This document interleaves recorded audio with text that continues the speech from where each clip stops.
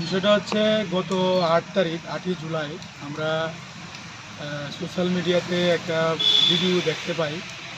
যেখানে আমাদের এলাকার যিনি জনপ্রিয় বিধায়ক,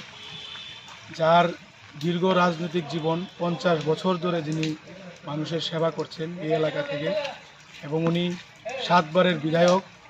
এই এলাকা থেকে উনি এক নাগারে জিতেছেন। ওনাকে হানি করে এবং ওনার বিরুদ্ধে বিশ্রী ভাষায়, যেগুলি আমি আপনাদের অন ক্যামেরায় বলতে পারবো না, জৈনিক কয়েক মহিলা,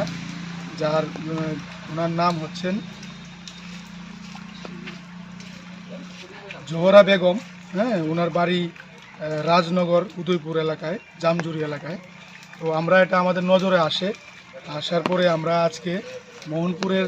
যারা আমরা এই এলাকা থেকে ওনাকে দীর্ঘ বছর ধরে আমরা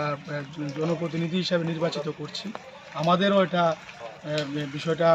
খুবই খারাপ লেগেছে। এবং ওনার মতো একজন ব্যক্তির বিরুদ্ধে এই ধরনের মিথ্যা অপবাদ এবং বিশ্রী ভাষায় গালাগাল করার জন্য এর প্রতিবাদ জানিয়ে আমরা আজকে এটা তদন্তক্রমে যাতে ওনার বিরুদ্ধে ব্যবস্থা নেওয়া হয়, আজকে আমরা সিধাই থানা ওসির কাছে এই বিষয়ে একটি এফআইআর আমরা এফআইআর করেছি।